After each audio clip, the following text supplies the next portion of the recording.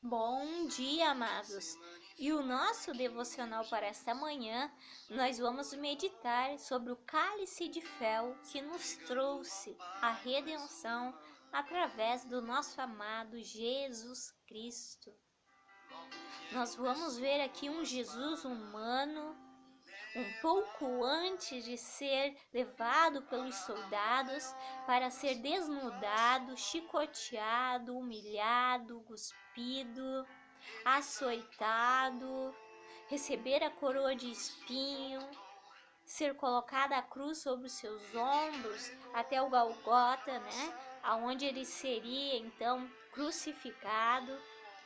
Jesus vai até o Getsemane para orar ao seu Pai e leva alguns amigos para que estivessem em oração com ele, para que ele conseguisse sentir um pouco de conforto e consolo. Ele vai tentar dividir esse momento, sem contar o real do que ele passaria, porque os discípulos não entendiam o processo pelo qual Jesus passaria. E então, no livro de Mateus, no capítulo 26, no versículo 36, vai dizer assim: Então, Jesus foi com seus discípulos para um lugar chamado Getsemane. E Getsemane, meus amados, significa prensa de azeitona, lugar de esmagamento, de pressão. Era assim que Jesus se sentia. E era assim que o local se chamava. E lhes disse: Sentem-se aqui enquanto eu vou ali orar, levando consigo Pedro e os 2 filhos de Zebedeu. Começou a entristecer-se e a angustiar-se. Disse-lhes então: Ele vai compartilhar a sua dor. A minha alma está profundamente triste, numa tristeza mortal. A dor e a angústia que Jesus estava passando, ela era sobre-humana, ao ponto que Jesus ele transpirou sangue. Pequenos vasos estourou. Por isso que ele transpirou sangue. A pressão e a dor e a angústia do que ele sabia que iria passar fez com que vasos estourassem e ele transpirasse então sangue. É muito raro, é muito difícil, eu nunca vi. Porque para um ser humano transpirar, vasos estourarem, se romperem, a pressão tem que ser extrema. E Jesus estava nesse extremo.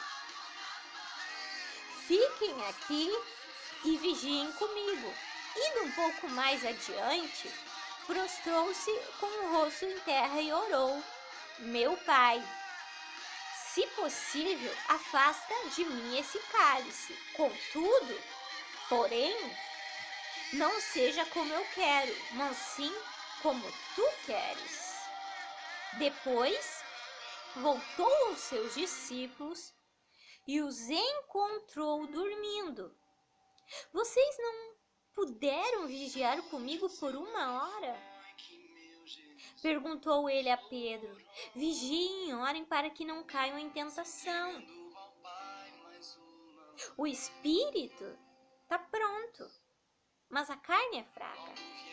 Ele estava dando exemplo dele mesmo, o espírito dele estava fortalecido, estava inabalável, estava pronto para a provação. Mas a carne dele estava em agonia, em desespero. Por isso que ele vai dar aquela expressão, e com certeza os discípulos não entenderam o que Jesus estava querendo dizer.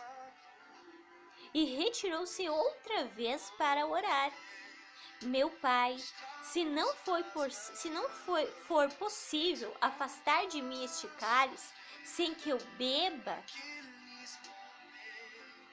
faça-se a tua vontade. Quando voltou de novo, os encontrou dormindo, porque os seus olhos estavam pesados, carregados. Então os deixou novamente e orou pela terceira vez, dizendo as mesmas palavras. Veja, Jesus orou 3 vezes, pedindo que, se possível, o cálice fosse retirado. Mas se não fosse possível, se não tivesse outra maneira, outro jeito, então ele tomaria, ele beberia este cálice para que houvesse salvação e redenção. O cálice é uma metáfora. Aqui a gente pode ver 2 faces do cálice. O cálice de fel, que é a dor, a humilhação, as chicotadas, a cruz, e nela em si podemos ver que traz a redenção, a salvação, a reconciliação entre o homem e Deus.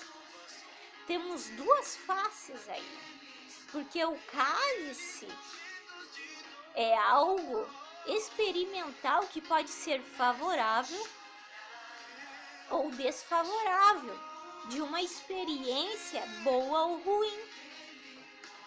E aqui tem as 2. O cálice de fel, que seria a cruz e a morte de Cristo, e o cálice da redenção de toda a humanidade.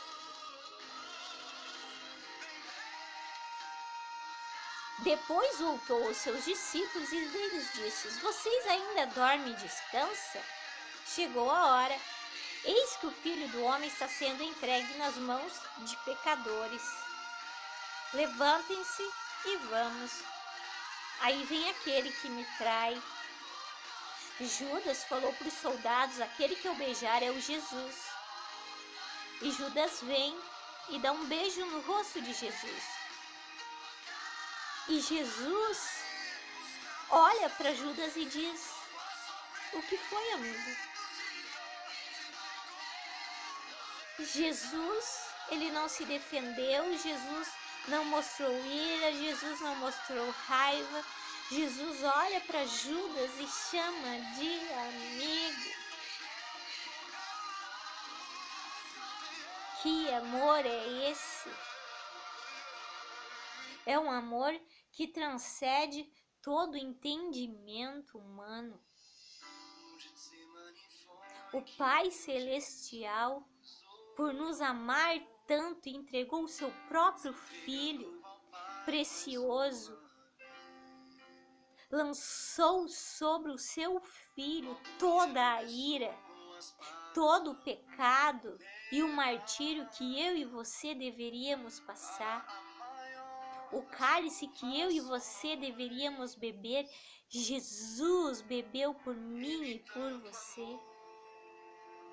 No livro de 2 Coríntios, no capítulo 5, no versículo 21, diz assim: em Cristo não havia pecado, mas Deus colocou sobre Cristo a culpa dos nossos pecados. Toda a ira, todo o pecado, todas as abominações que o homem cometeu nesta terra foi posta sobre Jesus, para que nós, em união com Ele, vivamos de acordo com a vontade de Deus, com a justiça de Deus, para que nós fôssemos justificados, remidos. O próprio Jesus teve que encarar o cálice do fel, da dor, das iniquidades que ele não merecia, mas ele fez isso por mim e por você. Na cruz, Jesus olha para todos,